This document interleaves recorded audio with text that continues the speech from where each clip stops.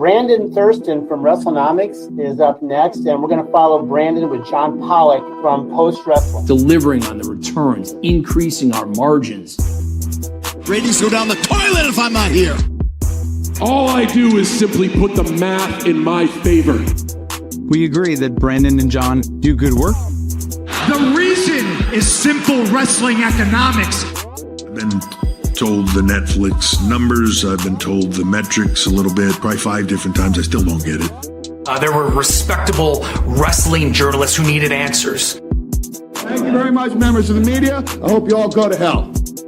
How about we pop a number right here, right now?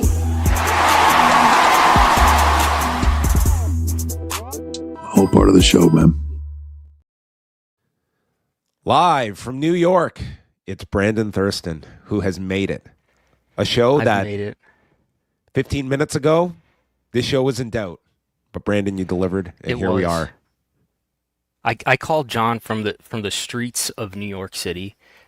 I'm not lying. I'm not making this up. This is not satire.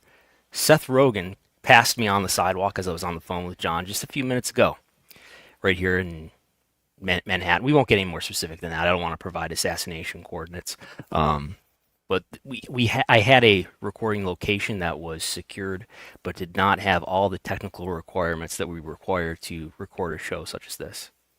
Well, you could have done an impromptu show with Seth Rogen, got his thoughts on Nick Khan and the shareholders lawsuit. I'm sure this all would have been great fodder for an upcoming episode of The Studio.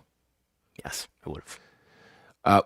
Well, right off the top, what are you doing in New York? Can you disclose what were you up to today? Today, I woke up and I went to City College, which is near Harlem, which is where Dr. Lavi Margolin teaches a class on sports and politics. And today was the sports washing day, so he had to have as his guest lecturer myself. And it was a nice class. There's like 10 students there who were all very thoughtful and had good things to contribute and to ask, and it was a good talk. We touched on the fake Yokozuna of the Greatest Royal Rumble fame. We discussed Jamal Khashoggi, of course, and why Vince McMahon is called father by some Saudi officials, including Turki al-Sheikh. We touched on Collision in Korea. Oh, and many more highlights that I don't want to give too much away and diminish the tuition over at City College. So I'll leave it at that. Okay, well, today was quite the day for those in the sports and politics class with Dr. Lavi Margolin, whose new book, Ultimate Fighters, will be the subject of this month's book club that Neil Flanagan and I will be doing. He did give me a hard copy. Look at that. Beautiful. It is currently on my Kindle as we speak. There are no rules. I love it. Look at this. Well, I look forward to diving into this book and reading all about the history of Donald Trump and Dana White. But that will be for another subject. Maybe we will get Lavi on one of these weeks. But we have a bunch to get into. The shareholder lawsuit that I don't think we will have any shortage of topics for maybe years to come with all that is being learned about that. But it was that time, once again, the TKO earnings call on Wednesday evening, the worst time in history for these guys. I was getting on a plane as the earnings call itself was happening. So I did listen to the earnings call audio earlier today. I got my fill of I know we talked about audio clips just before we came to air, but I doubt you have this one that I sent to you earlier today. Mark Shapiro revealing to us that people crave physical aggregation. Dude, there's nothing I live for more than physical aggregation. Yeah, it's an important thing in consumers' lives. Yeah, I know sometimes you kind of thumb your nose at aggregation, but physical aggregation. No. I don't care for news aggregation or really physical aggregation very much, actually. Yeah, there were some good ones about the overseas live events having less margin profile, but yeah, all things you have to consider when providing entertainment for families out there. What were your big takeaways from this earnings call? Don't worry about Saudi Arabia. That was the headline. Saudi Arabia isn't going anywhere. It ties in perfectly to your lecture today because that was, well, you know what? Yes. I have the clip here. This was Okay. Mark Shapiro, his first statement after Ari's phantom address that was probably recorded days ago. We go to Mark Shapiro. Can we talk about the prepared statements for a moment? For the millions out there who are listening to the audio. People who listen to TKO earnings calls will know that there are prepared statements just like there are for any earnings call. So Ari speaks. I don't believe Ari's in the room. I believed that Ari was pre-recording his comments, but then I think I read somewhere that that is an AI voice of Ari reading the prepared statements, but I'm sure he's like signed off on. But to this earnings call, everybody had audio that sounded like that for their prepared remarks. Now, I believe their conference call audio was obviously live because they're going back and forth with the analysts. But even Mark Shapiro, and what makes me think it was AI is because like Mark Shapiro didn't have that usual like full authentic, zest in his voice throughout. My speculation only.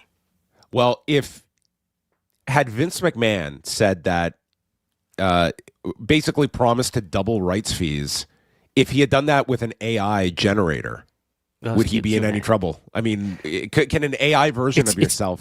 It's your prepared statements. No, you're not getting around. It's not as if It's not as if you're not authorizing. You're consenting to those statements. I think. Okay, because you would never want Vince McMahon to put out a statement that could be contradicted years later with anything under sworn deposition, right? More on that later. Let us go to Mark Shapiro assuring his shareholders that, hey, what's happening to Live Golf, that ain't us. I want to address activity in the Middle East and neighboring markets. First and foremost, we are firmly moving ahead with our scheduled events.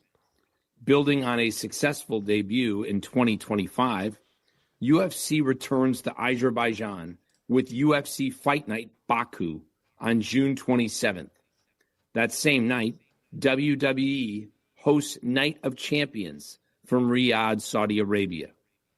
This historic TKO doubleheader reflects a commitment by us and our respective partners to bring world-class events to fans across the region, even and despite a challenging environment.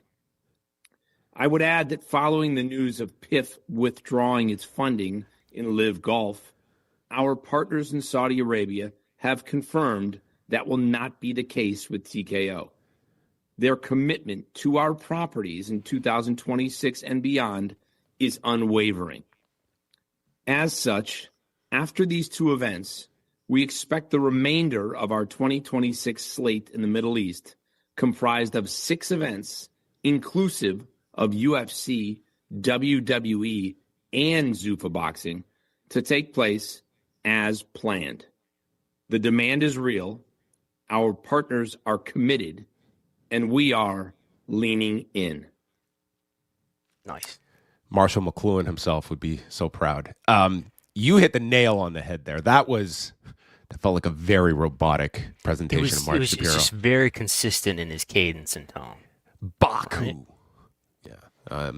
Well, I think that's very important because they volunteered right at the beginning of this call to basically assure that, because they have so much wrapped up in Saudi Arabia this year and for years to come. And I think obviously they had, including in light boxing, of a huge amount with boxing. And you just look at the quarters for the UFC and WWE, like this past quarter, WWE, their live events did really well because they had that Royal Rumble show in Saudi.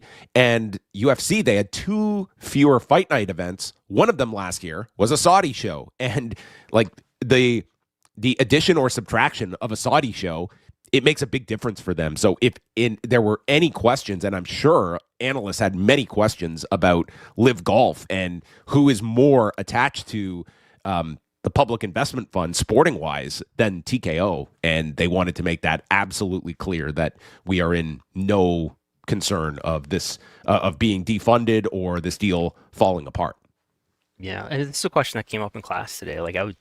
My working theory would be that this is a different relationship, right? I don't think this is PIF. This is something we should look into. Is what's the hierarchy? Is PIF above GEA? Is GEA its own separate lateral thing? I would suggest going back to the Khashoggi murder and W's willingness to do an event 1 month after that. In addition to the relationship that Nick Khan has taken over from Vince, I would think that there's an especially tight relationship here that is not quite comparable to their other projects. And the adoption of father. Yeah. Yes. It's also the fact that, like, I think you are going to see a lot of this investment from Saudi Arabia looking at, like, are we just throwing good money after bad? Like, there is ownership in Zuffa Boxing. There are entrenched relationships here that I feel TKO is going to be on pretty solid footing. It'll be an interesting question when this deal is ultimately up with WWE, if they feel like they have gotten the value out of this 10 plus years when all is said and done, because there will be some events tacked onto this. But once we get to 2028, 2029, what is next? You'll have had a WrestleMania under your belt. You have brought in over all these events, and generally, like, Saudi Arabia has enhanced its image over this decade with WWE. Like, what will be their wants to continue this deal? Yeah, it's interesting too. I don't know if I'm jumping ahead, but so we know that Nick Khan got an extended employment agreement. He'll be the WWE president for, I believe this is running to 2030. Yes. Also mentioning 2030 is this special performance award that is a $5 million bonus that he will get if I'm not unpacking it, but if certain benchmarks are met related to Zuffa Boxing, and notably, it looks like this has to happen. Determined to be achieved in accordance with Zuffa Boxing in respect of a fiscal year ending on or prior to December 31st, 2030. So it's Vision 2030, December 31st, 2030. Maybe it appears that there's some goal to make this profitable or to reach some other financial targets by that date, which will trigger TKO's full ownership of Zuffa Boxing, which I imagine Sella is currently in a partnership with. Maybe they own some of it, and maybe TKO will own the rest of it if this is successful enough financially. Yeah, and this new contract with Nick Khan, I mean, it will, he sees the end of this deal. That brings him up to a decade with the company in this role. It does come with a salary increase. There's plenty of incentives and bonuses structured into the deal. It would also keep him under a deal at least through the next SmackDown rights agreement, which is up in 2029. Yeah, so late 29. Yeah. So that is, one more major rights agreement for him. And, in terms of Nick Khan's future, I mean, we don't really have like a whole lot of insight. There was the comment that we saw in the text with Paul Levesque that, we could do this for another, whatever it was, 20 years or something like that. I've always questioned if this is going to be the final stop for Nick Khan, that you could certainly see him in like a very, very high profile job at a major media conglomerate. I think he will certainly be in a great position if he wants to move beyond WWE, but that's an interesting question, certainly. Yeah, I mean, I don't have a strong sense. I could see it going either way. He seems quite well connected in sports media. You could see him getting a big job at ESPN or Fox Sports if it came to that. I don't know that would be. It would have to be a pretty good offer, though, based on this pretty sweet deal he's got here with WWE. So some of the figures that we got for the quarter, TKO brought in $1.597 billion with a net income of $249.8 million. They returned almost $1 billion of capital to equity holders through the share repurchase program and dividend payments. And their full year guidance is still on track. They are projecting record revenue, with the high end being $5.775 billion for the year. Here and there, based on some contract restructurings, they might make that mark, as well as its adjusted EBITDA as well at record levels. But for the WWE itself, their media rights, this is, they They got the escalator with Netflix. They're under the new agreement with ESPN. So their media rights were basically up 30 million for this quarter versus last. Live events were way up, mainly because of the Royal Rumble in Saudi Arabia this past quarter, which is the first of 3 Saudi shows this year. And on the UFC end, this was their first full quarter under the Paramount deal. So they saw a $51.2 million increase in their media rights division for the quarter. Live events were down, which we had mentioned. They had 2 less fight night events, with one of those fight nights last year being a show in Saudi Arabia.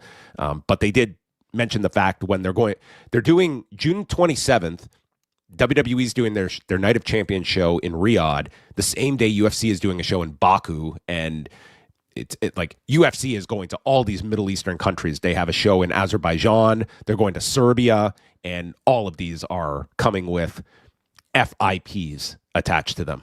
Full Impact Pro is in full effect for TKO at this stage. Financial incentive packages. In terms of profitability, the closest they give us to a profitability metric is something called adjusted EBITDA, where they leave in and take out things that they want. Anyway, it's an impression of profitability, and for the full year of 2025, WWE was a little more profitable than UFC, and narrowly in this quarter, that was the case as well by $2 million in adjusted EBITDA. If we could go back to talk about Nick Khan's employment agreement real quick. I'm fascinated by this, which is not new. It was in his previous employment agreement, is this key man event clause, where it says, I'm going to read a little bit of it. Key man event shall mean the occurrence of the first date on which this is Nick Khan's contract. Yes. The occurrence on which the first date on which Mark Shapiro is not employed by TKO as president or a position within TKO that is of the same or senior nature. So what does it really say here? If Mark Shapiro leaves TKO, same or senior nature, but only if Khan shall have provided a WWE written notice. Anyway, I don't have a great grasp on it, but there's something contingent where he may be able to leave the company or something if he wants to, if Mark Shapiro is not there. Whatever the technicalities of the contract law is here, I think it's reflective of how close this relationship is between Mark and Nick. And apparently they go back to a relationship that existed years before. I think even Nick was in WWE. I think, which I don't think something that people I didn't know until this is something that's reflected in the deposition as well. Yeah, it's it's an aspect here when you're going through like the shareholder lawsuit, and it's like Mark Shapiro is like, obviously he's very much a front-facing individual, but he seems to kind of play this role as like conduit between a lot of these different executives. Like a lot flows through Mark Shapiro from to the degree we don't see as much between like Ari and Nick, for instance. Whereas Ari doesn't participate in Q&A. Yeah, it's has he participated in one Q&A? I don't think so. In Endeavor, yes. Yes, but not here. It's pretty much the Mark Shapiro show, and to a degree like Andrew Schleimer, and then they'll wake up Paul if there's a talent question, and he's like down at the end of on his phone or something. Hey Paul, tell us about the Performance Center. Yeah, it's great. It's great. So some other notes from the earnings call. More questions than you would expect when it came to negative sentiment toward the product, and not just WWE. There's a journalist on this call. Oh, dude, Brandon Ross, who, man, they hit the dump button on him, and then he got back on for a follow-up question just to be able to ask him, yeah, people think these UFC cards are kind of watered down. What do you have to say about the noise out there? And that's a very valid criticism. Just before he was cut off, he's like, okay, and speaking of fan feedback, gone. But Mark did, it was some sort of, it was not intentionally some. No, they went out of their way to bring him back. Yes. But here is a question Mark Shapiro was asked about the over-commercialization of WWE. That I don't know if people have had that view. I mean, it wouldn't be a shared opinion, of course, but you may have noticed some ads popping up here and there in WWE. The WWE in particular is truly new to commercial integration and sponsorship, and change will be more glaring for some as we inevitably commercially integrate. There's going to be some trial and error over time. We have experimented. We've pushed some boundaries with various events. We've leaned in. With others, we've pulled back. And by the way, as we commercially integrate, that revenue allows us to be more creative with our product and with our superstars. I would just say, finally, really just remember this, that our audience is resilient. We don't take it for granted. Doesn't mean we can do whatever we want to do. Absolutely not. Quite the contrary. But it is resilient.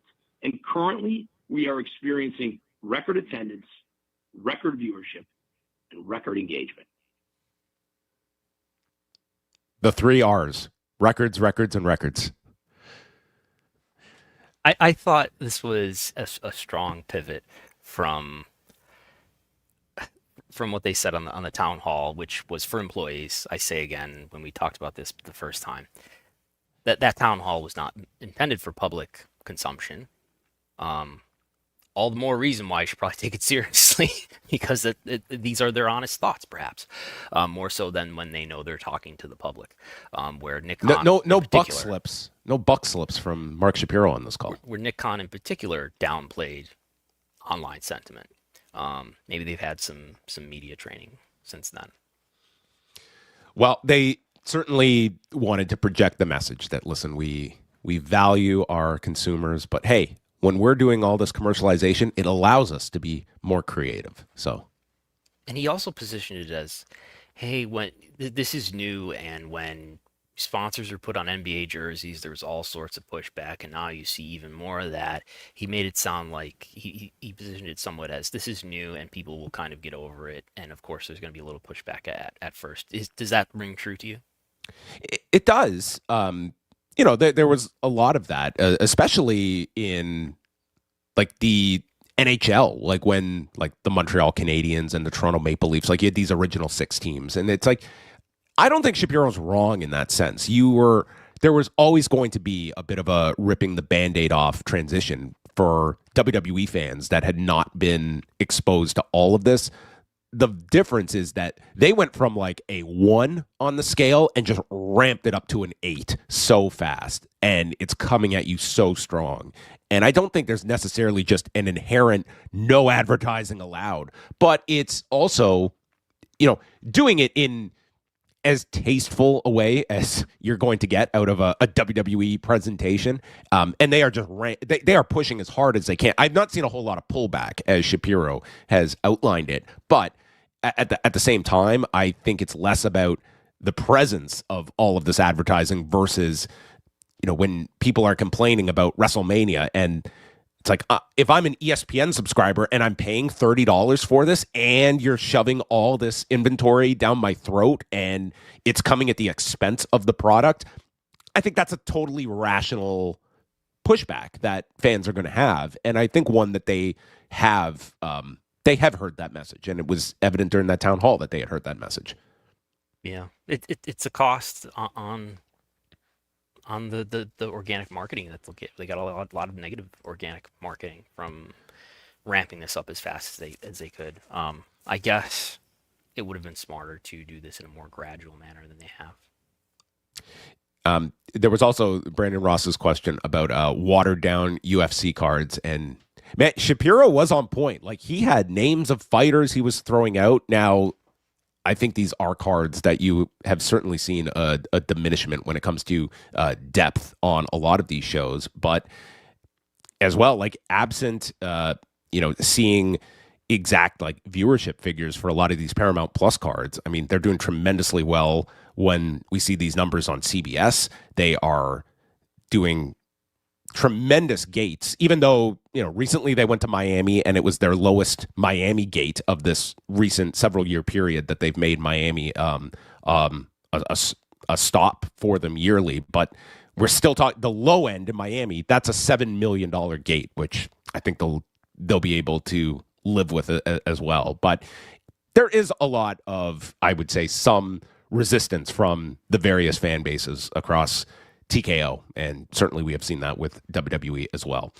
They're projecting that the second quarter is going to be the largest of the year. Of course, that does feature that the Saudi Arabia card for WWE, and it's the WrestleMania quarter as well. There was no mention of WrestleMania at all during this call, like nothing reflecting on the show, nothing that they were touting. Now, it doesn't fall in the first quarter, but there were also no questions about WrestleMania either. But I guess that was like the strong part about it. They're very. If we went back to Q1 of last year, where they broke all those records, they might have mentioned it. It's something to check on. But there's no reason why they couldn't discuss stuff that happened in April if they were really happy about it. Yeah, I was just curious because it was the real big push that they had on ESPN and such, and maybe we will get some more information when it comes to WrestleMania and how it really did ultimately perform. So there you go. That was the TKO earnings call. Let's move on to today's story that Brandon reported on, and that is regarding Nick Khan's deposition from several months ago, back in December. This is part of the ongoing shareholders lawsuit, which is still set to go to trial in June in Delaware. And what was interesting about this testimony is that there were specific questions asked about the nature of the DOJ's investigation into Vince McMahon and whether or not they were investigating sex trafficking as it relates to McMahon. And Vince, a year ago, back in January of last year, settled with the SEC. He paid a $400,000 fine. And his comment 14 months ago was, well, more than 14 months ago. Today ends nearly 3 years of investigation by different governmental agencies. There's been a great deal of speculation about what exactly the government was investigating and what the outcome would be. As today's resolution shows, much of that speculation was misguided and misleading. In the end, there was never anything more to this than minor accounting errors with regard to some personal payments that I made several years ago while I was CEO of WWE. I'm thrilled that I can now put all this behind me. And that was it. The whole thing was over. Vince McMahon returned to power. This whole thing was over? No, it was not. But Nick Khan, in this deposition, confirmed that he was alerted about DOJ prosecutors asking him about sex crimes during his own governmental interview and questions as it related to sex trafficking. This on top of the Wall Street Journal reporting that Vince McMahon was being investigated for sex trafficking and sexual assault allegations. So we have the Wall Street Journal's reporting and Nick Khan under oath stating this versus Vince McMahon's statement from last January that greatly minimized this and basically stated that this was misguided people who thought that they were investigating him for any type of sex trafficking. Yeah. The core question that I'm dealing with in this article is there's so many legal situations involving the 2022 Vince McMahon scandal that have unfolded from there.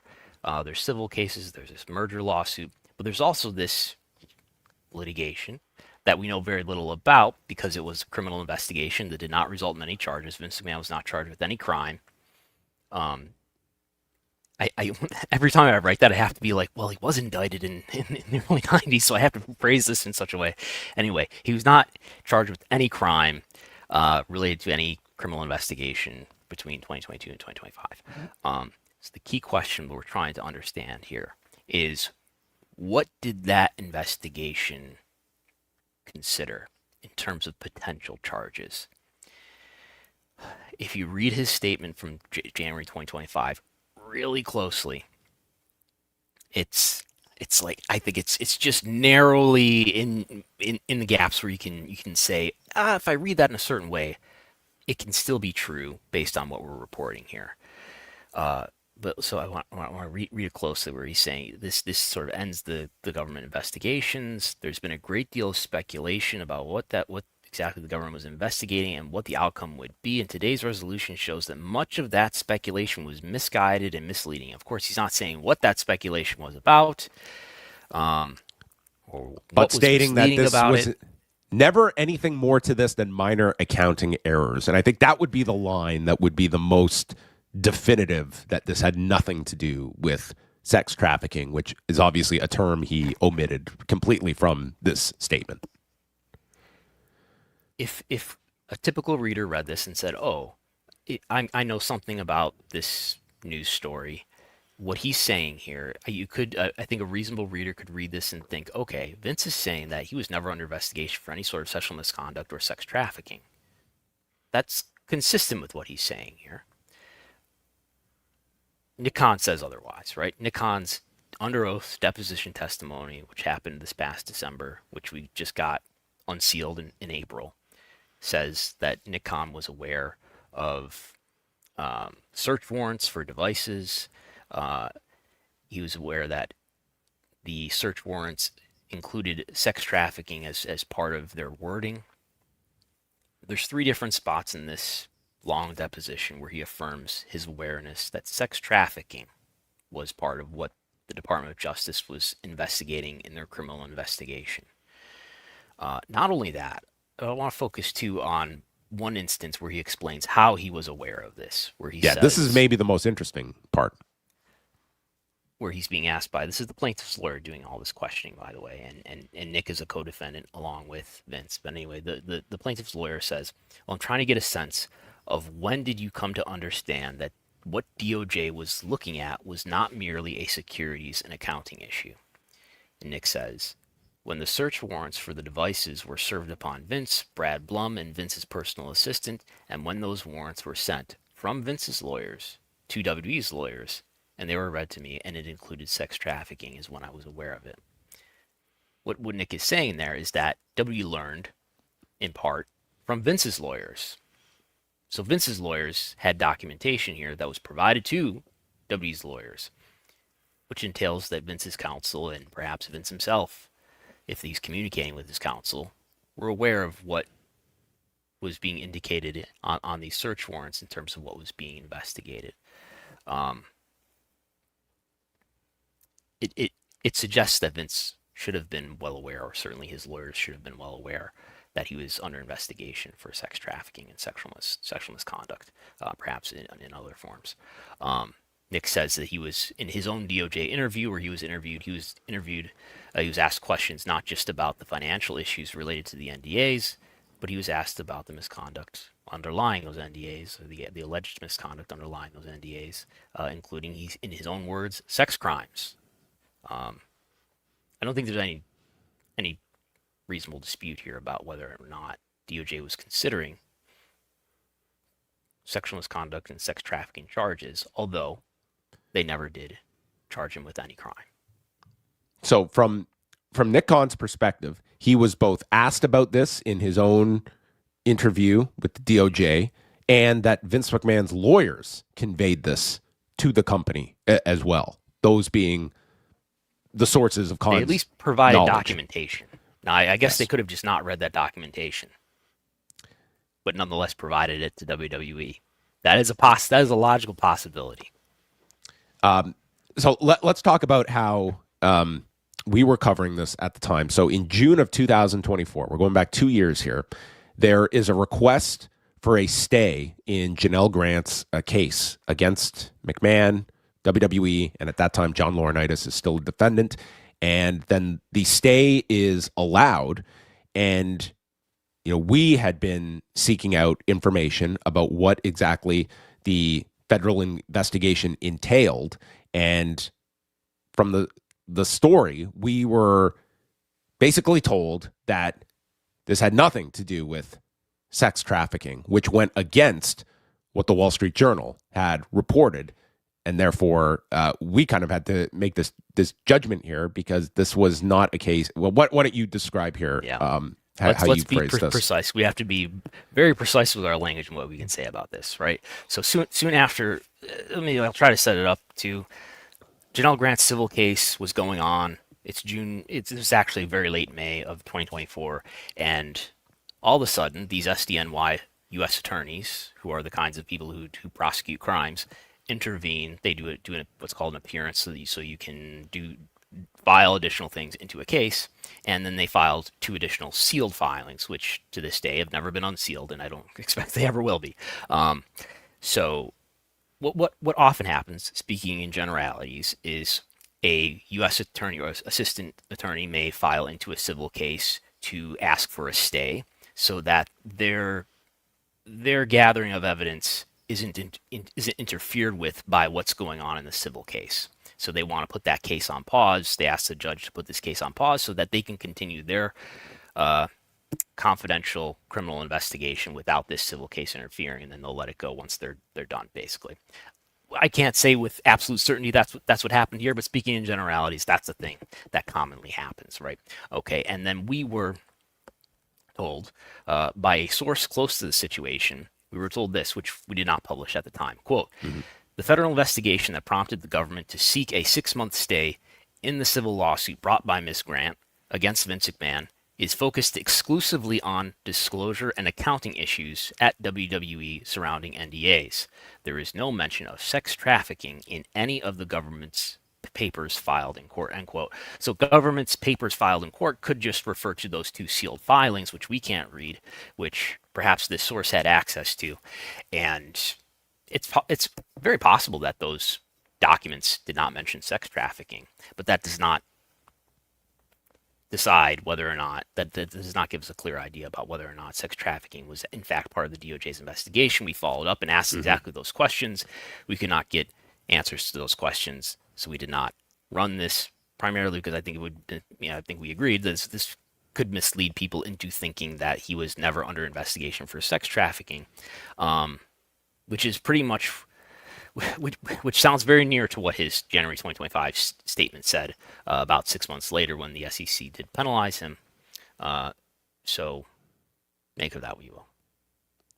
You can read the full story up at postwrestling.com, but it does contain, like, from Nick Khan under deposition, under oath, during his deposition from last December in the shareholders lawsuit. So it certainly does. And just to add real quick, Janelle Grant has posted on her Instagram account. We've confirmed that is a real, genuine Janelle Grant Instagram account. She's posted what appears to be a photo of a letter that she received from FBI New York office,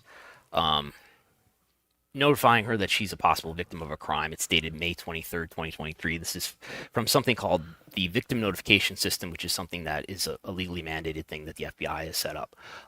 We did reach out to the FBI New York office, asked them to confirm the authenticity of that letter. We did not hear back. Janelle Grant has also posted, I believe today, a screenshot of an email that appears to be from the FBI New York office with, it looks like a similar notification from a different date, I believe May 2025. So she says, according to her Instagram post, that she has received multiple of these notifications from, I believe she says, May 2023 to December 2023.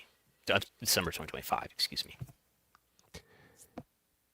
The Raw and SmackDown television contracts of 2019 through 2024. That's what we're also moving on to next. Of the merger lawsuit. This is, it's like you're opening a present every week and finding more documents. Now, these are like a lot of proprietary information attached to TV contracts, a lot of specifics in these. How much redacting did you have to work around in these contracts? How many big blobs of black did you have to deal with in these contracts, Brandon? Really none.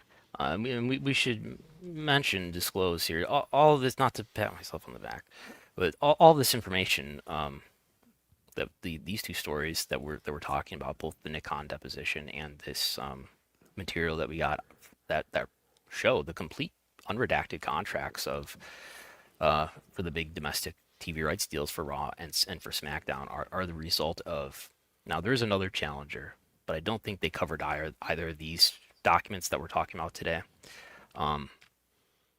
It is a result of my filing a notice of challenge into this case, which media often do and which any person can under the court rules. Okay, so we have the full 2019 to 2024 media rights deals for Raw with NBC Universal. They use some other acronym. And with Fox for SmackDown. And pretty interesting. And negotiated by contracts. Negotiated by Nick Khan before the Fox deal was. The Fox deal was, right? Yes. Was he not involved? I don't think so. So I think the story of why Nick Khan gets involved in the Fox negotiation is because they're using Endeavor, I think, to help them make the deals. And I think the Raw deal They're gets done, shopping their own rights at the time. and UFC is shopping their rights, and Fox is a partner. Anyway, maybe I don't know. Maybe Nick did get involved. Anyway, it's because of a potential conflict of interest that they call up CAA, and the rest is history. Nick Khan's a CAA agent. So the Raw deal, 5-year deal, which, as had been reported, it was for an average annual value of $265 million per year, with $15 million escalators throughout each year of the deal. So this is more than a $1.3 billion deal in total value. The SmackDown deal for $205 million on average, with a $12.5 million escalator each year. So these are both in excess of $1 billion. And what was very interesting was to see in writing the exclusivity clauses as it pertains to professional wrestling. Nothing mentioned about sleep. No. Can sleep go head-to-head with it? Professional wrestling is, in fact, their competition. And there are some carve-outs in this. NBCU, they wanted to preserve the ability to secure Lucha Libre for NBC Universo, and that Campbell McLaren's Combate Americas was not deemed a competitor. They weren't going to harm Combate. And that Fox was making sure that MMA, amateur and collegiate wrestling, UFC, Bellator, and Glory Kickboxing would all be allowed on the network and would not be considered competition. MLW, yes. Well, they were right at the 1 yard line of their Tubi deal, which then got ixnayed and, of course, resulted in a lawsuit that they ended up settling with the WWE for $20 million. Yeah. So Tubi, as Bix pointed out to me after reading this, Tubi was not owned at the time that this deal was made. Or Tubi was not owned by Fox at the time this deal was made. Tubi was acquired by Fox sometime shortly after. Anyway, based on the language of these exclusivity clauses, remember MLW was also, raising in their case, in their antitrust case against WWE, that remember they were MLW was on Reels for a bit, and Reels is a cable network that was also being simulcast on Peacock. Peacock, of course, owned by NBC Universal, a WWE partner, and we don't now. This isn't the Peacock contract, right? This is not that W Network PLE contract. That's not what this is. But maybe there's similar language in this. So when MLW aired on the Reels network and was you could watch it on the Reels network if you had that as part of your cable system, but if you turned on the Peacock simulcast of Reels, when MLW came on, you did not see MLW. I don't know what you saw. You didn't see MLW. It was either blacked out or replaced with something else. That's reflective of maybe there's an exclusivity clause as part of that Peacock deal as well. So when it comes to the Fox deal, I think it's not as clear from the language of the Fox exclusivity clause that that making a deal to put MLW on Tubi would have violated the exclusivity clause. So I don't know. What does that all mean? It means Fox could have gone forward with the Tubi deal, I suppose, and probably not have been in breach of their contract. That's all a separate issue from the mere existence of these exclusivity clauses, at least according to MLW's allegations, is contributive to monopoly power, to an antitrust case. Now, additionally, these are expired deals. These deals are no longer in effect. They expired in the fall of 2024. So these new deals that WWE has today with Netflix, with for Sant, for SmackDown, with CW for NXT, they probably don't contain exclusivity clauses, right? Oh, of course not. They would have learned from this, right? They would have learned from their experience with MLW, which, by the way, no admission of fault, but there was a settlement. MLW did overcome a motion to dismiss, which means they had a strong enough legal case to survive to that point, and they got $20 million out of WWE. As I've said here and there over the last several months, combine this with other things like we see certain exclusivity clauses in WWE's venue contracts. The exclusivity clause is it helps somebody make an antitrust case if they wanted to. There could be a world in which, let's say, AEW and look, with the consolidation in the media world that we're seeing, let's imagine, I'm not fear mongering here, but let's imagine AEW doesn't get renewed by WBD. I mean, they might have an antitrust case regardless of any of that.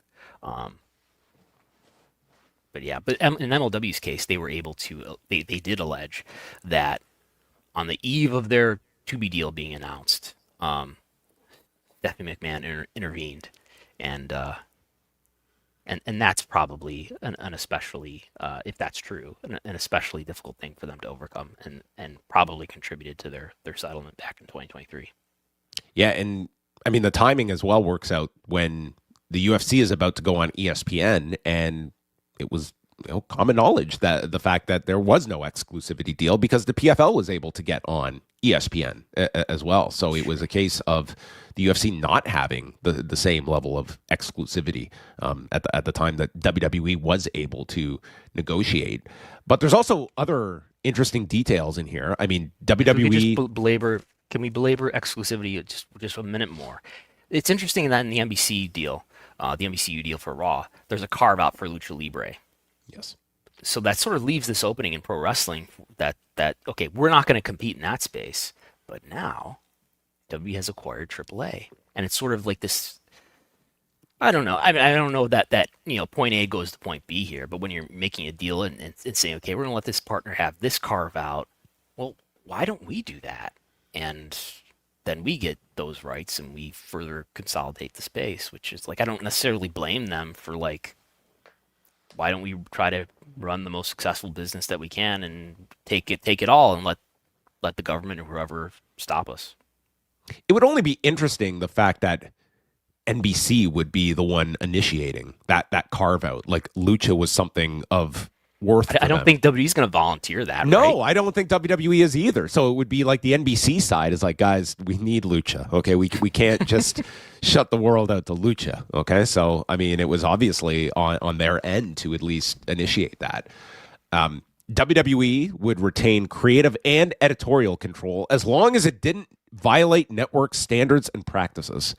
Read that to be Vince McMahon creative in 2019. And that the Fox deal includes the agreement not to denigrate the NFL, Major League Baseball, NASCAR, or any other Fox partners. So if Vince McMahon got upset, he couldn't, like at the XFL where he was going to blow up a Ford truck at halftime because he was unhappy with the sponsor. Or who is was the Denver Nuggets owner that he was? Stan Kroenke. Yeah. Might not have been able to get away with that. I don't think he would have. Yeah, I don't think he would have been able to get away with that under a Fox deal. On paper, like you remember at the time, like going into this Fox deal, and there was all this expectation of like how big this was going to be for WWE. And you read this, like all the cross promotional opportunities with the NFL, and we did see some of this. Like they did. I remember they announced those WrestleManias at one of like on a Fox broadcast or an NFL broadcast. They would make some announcements. They'd send talent every now and then.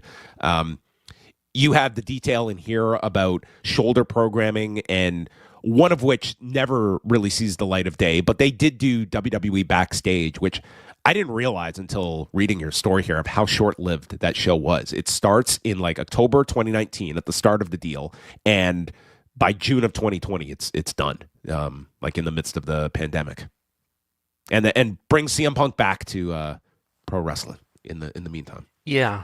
I mean, it goes through the pandemic, so you can blame it on the pandemic, right? But what you read here and how this deal did not get renewed, right? It looks like Fox had little interest in renewing SmackDown based on public comments from Lachlan Murdoch on the Fox call. I think my working theory is that Fox and WWE entered into this deal and thought, we're so great, both of us. Fox is so great and WWE is so great.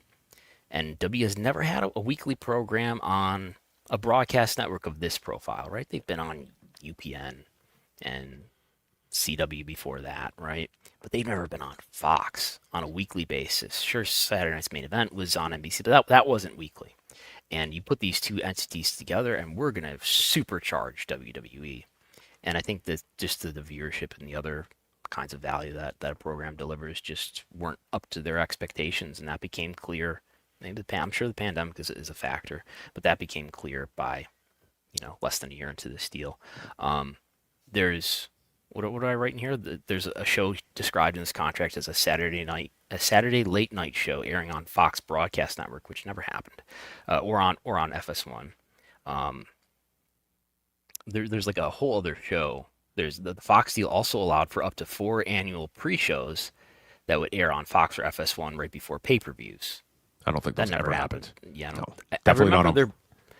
I remember 2016 there was a pre-WrestleMania show on USA Network. But that's before this deal's tenure. Fox and WWE also contemplated negotiating Saturday primetime live event specials on Fox. Nothing in primetime happened. They took Tribute of the Troops, and they took the King of the Ring countdown specials, which I think if you were a W fan could totally fly and not be on your radar when they happened. Yeah, there's also some interesting stuff here about as it pertains to YouTube clips, how much time after the show airs that they could upload clips, how long of a clip they could, how much percentage of the show could go up. And that was a real big talking point at the start of this deal because numbers are going down. And, YouTube is being cited as a reason for it, that for people that are not going to sit through a 3-hour show, you could watch just the YouTube clips and be caught up in a fraction of the time as well. But it was just interesting to see the actual language here and the comparison between the two contracts of how they combated YouTube and where WWE, like what they could do and in what sort of window they could get these clips out. Yeah, and I think it's totally reasonable for these networks to want very strict language about what you can do. And I think it's important for WWE to want this stuff out there too, to, as they say, meet people where they are.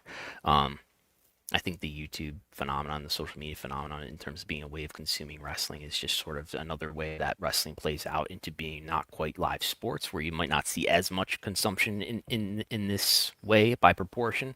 But it's not something like scripted entertainment that you just totally consume at will, video on demand. It still has a really valuable live component, and that like 80% of the audience wants to watch it live.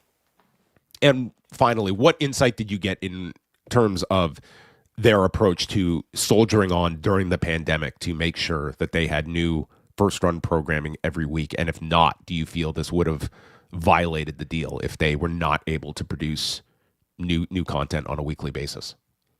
Certainly in the Raw deal, there's language about you can't change the basic format of this show. As I write in here, I'm sure NBC wanted some protection that you couldn't just wake up one day and decide, I'm going to make Monday Night Raw just a highlight show of SmackDown. Save a lot on production costs by doing that. But that's obviously not what NBC was paying for, right? They're paying for Monday Night Raw, the live weekly or whatever. It's not, maybe there's some exceptions when it's not live, but they're paying for the big weekly new content. And I remember there were a lot of questions where I had to jump on some of the stock analysts at the time. Like there were a lot of questions about whether COVID and whether viewership in particular might trigger something in these deals. There's nothing about like you have to maintain X number of viewers for us to keep paying you or something like that. There's no viewership requirement here. The incentive is just to be a good partner and produce value and maintain and grow your audience, and then renew the deal at a great value next time. We had a few more WWE departures over the weekend with the announcements we do have a question that's pertaining. I keep interrupting you. So you try to segue. I'm sorry. No, let's go to it. We have a question here from Andrew, who says, "What about Puroresu? What about Puroresu? They say nothing about Puro. So could AEW say they are a Puro promotion, not a pro wrestling promotion?" I think they would have a difficult time arguing that in court. Yeah, I don't know if they could make that argument, but it sounds like Andrew is an aspiring lawyer to. I guess so part of the language in the NBCU contract is it actually has to be produced outside of the United States. So if AEW produced all of their shows outside of the United States, or maybe Canada, let's say they produce all their shows in Mexico and Japan, I think they would still have a problem because their show would be broadcast in English. I think that's for the network's logic. That's what they have a Spanish language networks, and they have their big English language networks, and that's what they're trying to carve out there. Yeah. It is interesting that we have just passed the 1 year mark since they made the announcement of purchasing the majority control of AAA. And here we are a year later, and they have not landed that elusive television deal. We have seen for years the struggle that Tony Khan has had trying to sell Ring of Honor, at least at a deal that they would be happy with.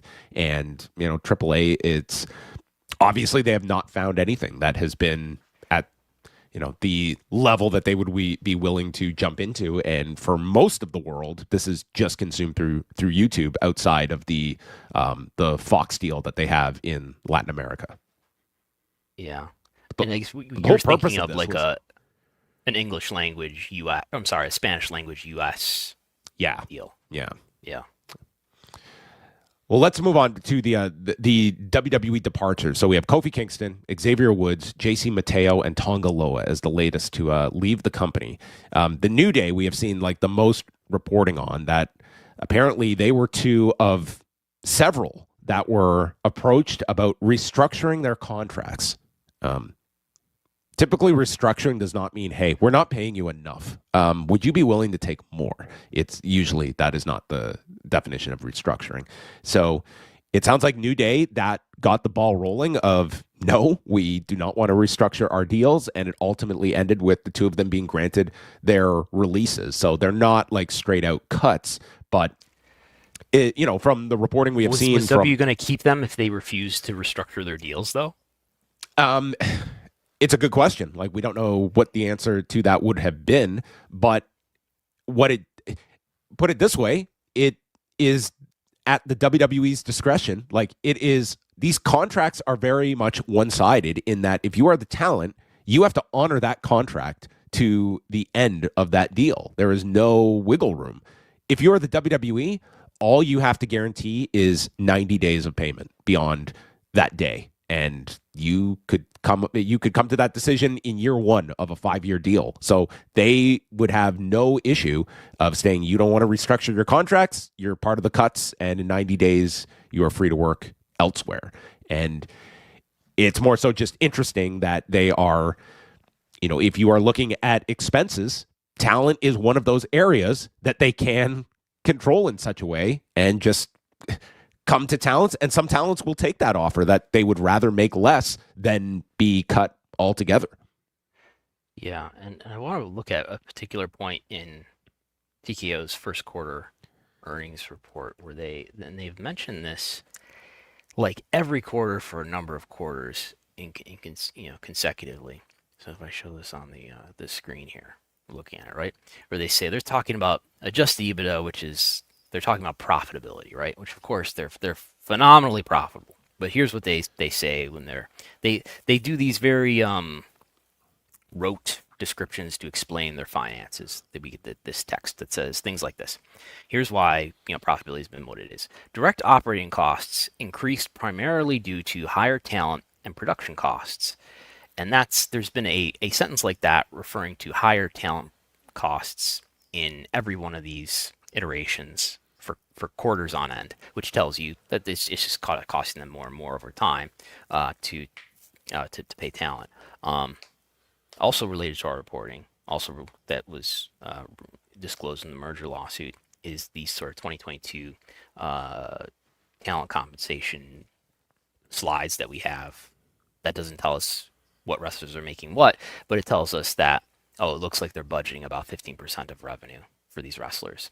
And so when you hear budget cuts, I think that should be illuminating, right? When you hear budget cuts, it's not that, we're trying to remain profitable. It's that we have a set budget about how much we spend on talent. And as we continuously sign people, we have to trim back down to get back under that budget. That's probably something like that is what's happening. I would think that's what's happening. And they just, as the way that we think about age, in wrestling has changed over the years. And they probably have a lot of well-tenured wrestlers, maybe like the New Day, who are getting paid better than most, and maybe they don't see much to do with them in the future, so they wanted them on lower deals. I just feel like and frankly, a lot of your reporting, it's painted such an illuminating picture of the revenue that is being paid out, the executive compensation packages that we just saw, this discussion that Mark Shapiro is having to address about the over commercialization, and your talent, or like this company is just printing money at a record rate, and we have allowed our collective voice to be so diminished that we are completely cogs in the wheel in this entire company, that unless you are one of the, I would say, 15 to 20% of untouchable talent, and that might be a charitable percentage of talent that they truly need, the rest are expendable, and the rest are like, what is to say you could not do a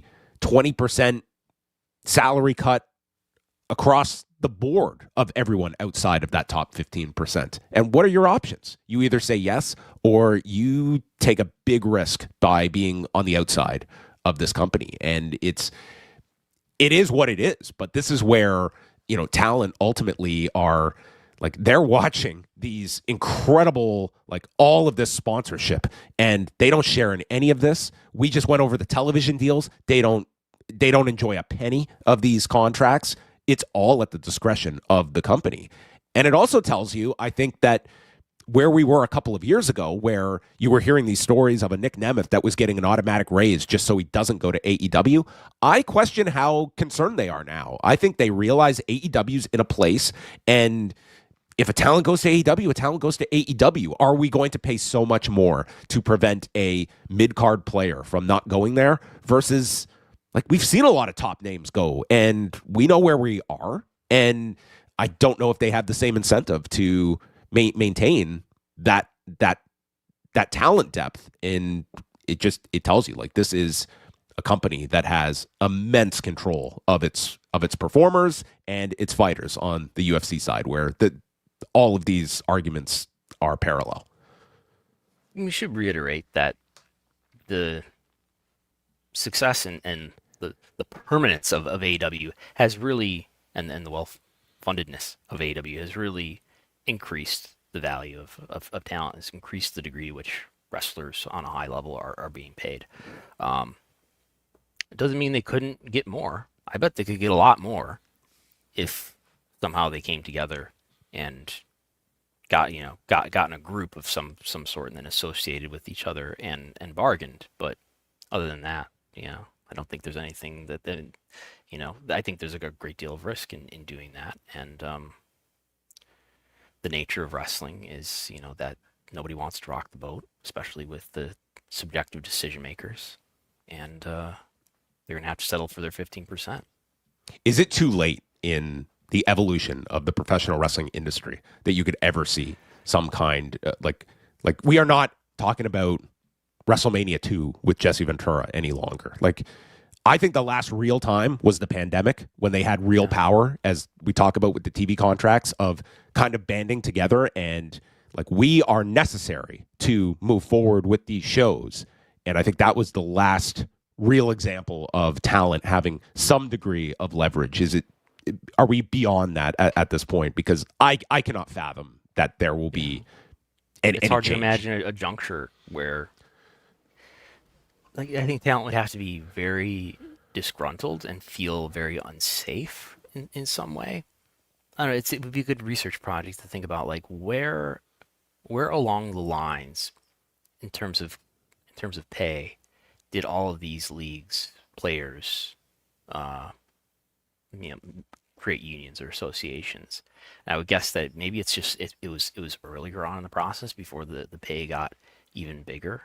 And I think there are dynamics just in wrestling where it is more of an individual sport. It's more of an individual competition, and you're competing against what your would be co-member of the union that they all want to get ahead of. And I would suggest, in the case of UFC, it's sort of that, but I mean, the political nature of UFC is certainly not cultivated. It's certainly cultivated people in a different political direction than people who want to think about, being pro-labor or something like that. Let's finish off with quickly just talking about the passing of Ted Turner this week. He died at the age of 87, and there's been a ton of stories written about Ted Turner, and certainly when it comes to professional wrestling, a very influential figure. Even though wrestling is not something you're seeing popping up in a lot of these stories, it was a very small part of his legacy. But within wrestling, it's a very different world without Ted Turner, without the ability of WTBS to get satellite distribution and kind of move away from these territorial states where this became a national product with Georgia Championship Wrestling, and it would change the industry entirely, saving WCW when it was in 1988 as well. Is Ted Turner someone you have voted for in the Hall of Fame each year? Because I think this year...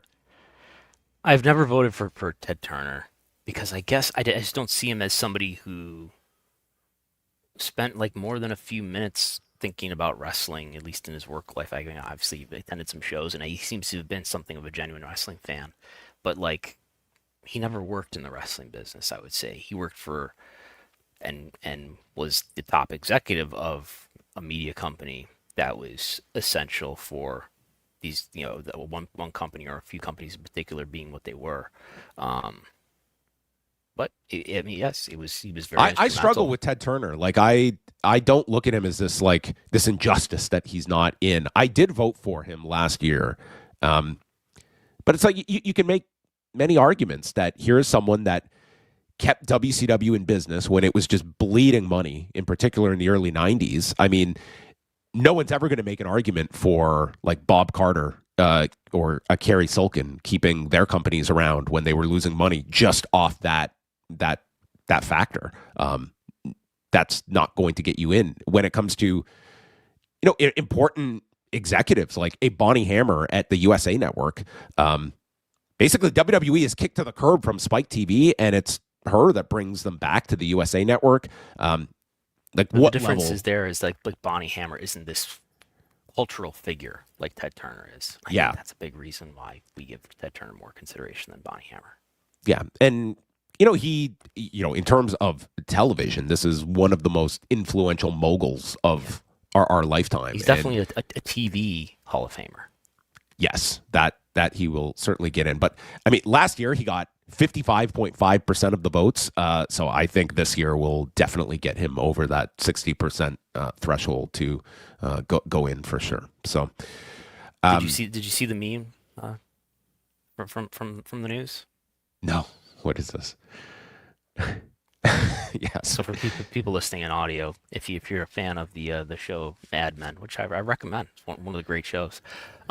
There's an often memed scene from this where there's one character who says, "I hate you," and the other character says, "I don't think about you at all." And someone has pasted Vince's face over the former and Ted's face over the latter. Listen, we if we had more time here, we could do some real psychoanalysis here. But I think Vince McMahon aspired to be everything Ted Turner was. I think that was his goal, was to be much bigger than professional wrestling, to be viewed upon as this mogul. And I think something that it was very much like one-way traffic of Vince McMahon and his hatred of this individual, and positioning Ted Turner as the face of WCW when Ted Turner was not even thinking about WCW. I would imagine if you added up the hours he was dealing with WCW on a yearly basis, you would probably not even fill out half a day. It was a very, very small part of his portfolio, but he became, I think, the bane of Vince McMahon and obsessed about this guy to the point that it was very evident after the whole WCW went out of business, and it was still like on this guy's mind of conquering this guy. billionaire Ted skits. I think for Vince, he had to create a figure or embellish a figure who was not Eric Bischoff. He had to go bigger than that. He had to go to the he needed a rival to make himself look like more of an underdog. It's sort of like wrestling. You got to build up your opponent. So I think he had to just create somebody. He had to if he's gonna go after somebody, he had to really be punching up, and it's punching across to punch at whoever's in charge of WCW at the time. But it's really punching up and elevating himself to put himself in a conversation with Ted. So I think that it's a PR strategy more than anything. But maybe he had some real issues with in his own mind with Ted. But I think that's ultimately what it was. No statement from Vince McMahon this week. We forgot to reach out about that. I thought about it. Let's finish off with a monthly favorite here at Pollock and Thurston. Market-to-market comparisons. April 2026, especially for WWE. It was quite the month. Is it? Yes. Are we doing record business? Mark says they are. Is everything hitting record highs? How was April for WWE? I don't have that up at the moment. But I think it was... Yeah, go ahead. Well, we have quite a lot here, mainly with the Vegas comparisons. We can start there. That for the SmackDown, the Friday before WrestleMania weekend, they were down 44% year over year. That being from April 17th this past year. Now these are WrestleTix numbers. These are not gates. Now the gates are probably the gates probably are closer than these let's call them attendances. But this really, to me, shines a light on the lack of like international tourists that you would think would be going to all the TVs. Like this is down from 17,000 last year to 9,500. The TVs are way down. Yeah. So it's like the people coming for the whole weekend. I'm sure that was down dramatically. WrestleMania night 1, it's down 18% in tickets distributed. Night number 2 was up 4% from the year prior. So that being the WrestleTix number. So, and then the Raw, they were down 26%. So yeah, it was really the TVs that took a major hit overall. These are going to be enormous gains that they end up doing for WrestleMania. So the night 2 number, I really should have made a correction here. So it's not technically wrong, but it's comparing itself. This is not night 2 compared to night 2 last year. This is night 2 compared to night 1 of I see. The same year. So this is stupid math, doing stupid things. I apologize. Okay, well we can get that corrected. Yeah, and then a couple other comparisons here. Nothing that is too noteworthy. Up in Sacramento, down in Houston. Let's take a look at AEW and see how. And real quick, if we look at the averages of Raw and SmackDown, which are holding up better, they're averaging for Raw 12,000. They're averaging for SmackDown 11,000. I'm sorry, that's Q1. So they're averaging for Raw in Q2 11,000, and for SmackDown in Q2 till 10,000. But we've got a third straight year of decline here, so we'll see where Q2 ends up. AEW. Let's see the big ones here. So Fairfax, Virginia, that they just ran, they were up 19% over their last trip there, and that was 5,100 for a Dynamite, which is a very good number. I believe that was their biggest Dynamite domestic number since 2024. On the other side was Everett, Washington for Dynamite, which was down 20% from their last trip there. The Darby Allin title win. That's right. That's where Darby won the title. Their return to Canada, they were down 15% in Winnipeg and down 13% in Edmonton, Alberta. Looks like they couldn't get all the Hart extended family to get up to Edmonton. And then down 8% in Portland, Oregon. So, the TV numbers have not been anything that has really reflected any kind of notable boost. Although they are selling very well for Double or Nothing, which will probably be sold out. That place holds about 14,000, and they're at over 12 already with several weeks to go. So that will be a positive for this month for them. Average by quarter looks better here for AEW, just as it does look better when you look at it that way for WWE. We got Dynamite quarter to date looking flat, Collision looking up.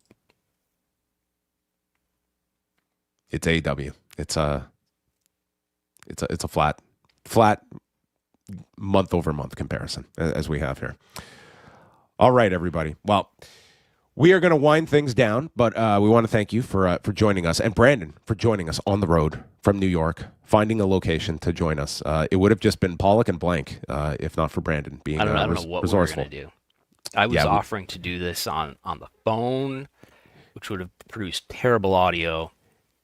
I don't think this would have worked on the phone for an hour. That was my thought of it. But about 10 minutes before showtime, we did not know if there was going to be a show. So thankfully, I was speed walking around Manhattan looking for a coffee shop where I could find an outlet, because I need like a new battery on this laptop, where I could find an outlet because I thought I had a place to like where I was going to be set up, but the internet, for reasons we don't need to explain, was not going to work well enough for me to do this. So I was speed walking. But here I have found a different location, which we won't get into the details of at this time. But I found a different location, and this is all. He just walked into a stranger's house and just asked for their password, and he's going to be booted out in a minute. Quick question, Ed. Yes. TKO, are they going to sell WWE? So the question says, some believe TKO will sell WWE soon. Do you agree? Depends what you mean by soon. Let's say within 5 years. Within Nick Khan's agreement through 2030. Let's put it at that. I say no. Yeah, probably not.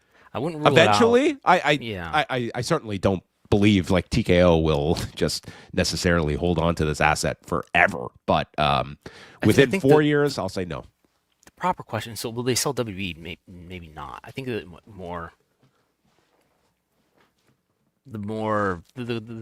the answer might be yes to is, will Silver Lake sell their controlling stake in TKO? Which I think is not something like the wrestling fans don't know what Silver Lake is. It's the private equity firm that owns the majority of TKO and owns the majority of Endeavor. And what we're seeing is like the private equity playbook. All the things that you're frustrated about WWE right now is sort of the private equity playbook. And if that's something I could see happening, is Silver Lake parting with their controlling interest.